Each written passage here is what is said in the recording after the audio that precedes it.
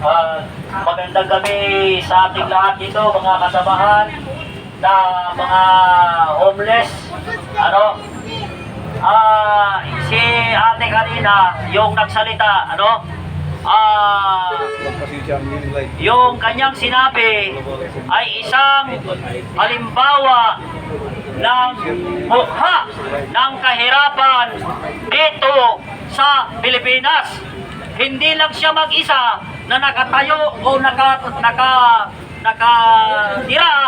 dito sa lansangan. Sila ay nakatira, itong lahat na ito, makikita ninyo, mga nakatira dito sa Liwasang Bonifacio.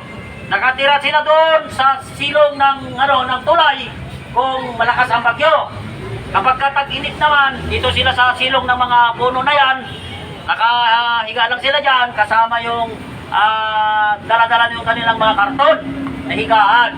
So, habang kinekwento ng ating kababayan na ito na taga-Tipolog ang kanyang karanasan na siya ay nawalan ng trabaho dito sa Metro Manila at siya ay ninakawan, hindi na makapasok sa trabaho, hindi na makauwi dahil wala na siyang wallet, dahil itong mga kurap na mga opisyales, hindi nila ito nakikita.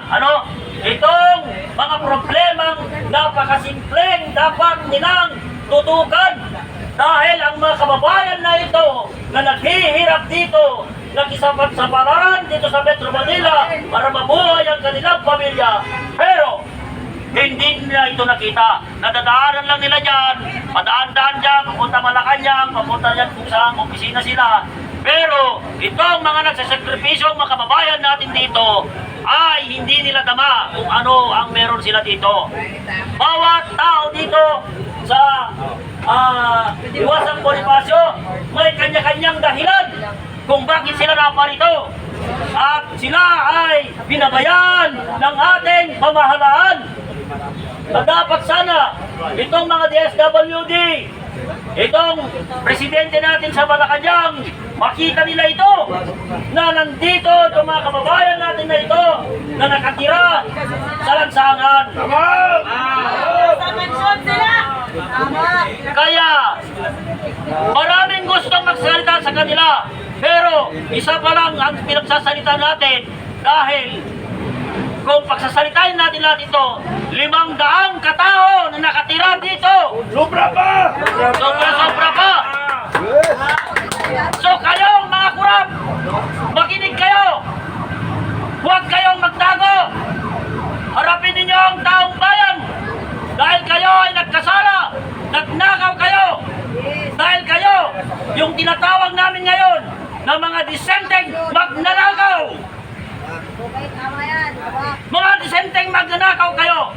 Ginagamit ninyo ang inyong mga posisyon para sa ganon kayo ay magsamantala pagnakawan ang kaban ng taong bayan.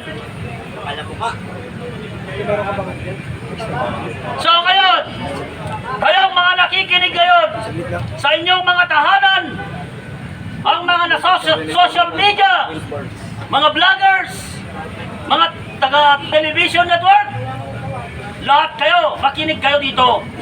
Dahil ang pinaglalaban natin dito ay para sa katiguan ng bayan Pilipinas.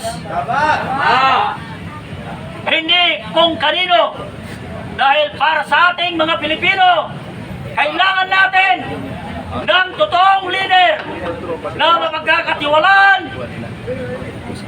Kailangan natin ng mga leader na maasahan. Hindi kagaya nitong mga nasa administrasyon nito na puro palpak, magdala pa sila ng mga Senate President nilang mga pulpol. Senate Blue Ribbon Committee nilang pulpol. Lahat yan, mga pulpol. Ano ang silbi ng natin, gobyerno natin ngayon? Magkaroon pa tayo ng DOJ Secretary, pulpul din. Binabaluktot ang batas. So ano ang gusto nilang mangyari? Meron din dyan. Dating TV host lang. Sila din, naging senador. Pagkatapos ngayon, gusto nilang baluktutin ang batas. Ang taong bayan, para sabihin ko sa inyo, Ang taong bayan ang dapat pakinggan dahil ang karapatan ng mamamayang Pilipino ayon sa Philippine Constitution nandun sa Section 3 po, mga kababayan. Kaya kayo, kung hindi pa kayo bumaba dyan sa pwesto ninyo, kayong mga kurap na yan, hindi titigil ang grupo namin na magtuligsa sa inyo araw-araw, kahit araw-arawin natin yan, kung hindi kayo bababa dyan sa pwesto ninyo. Ayaw natin sa kurap, ayaw natin sa mga magnanakaw, mapagsamantala sa taong bayan. Pagsilbihan ninyo kami, taong bayan, ang dapat ninyong pakinggan. Hindi kayo na mga nakabarong, hindi kayo na nakabalat, balat sibuyas. Lumayas na kayo sa inyong mga opisina kung kayo ay magnanakaw.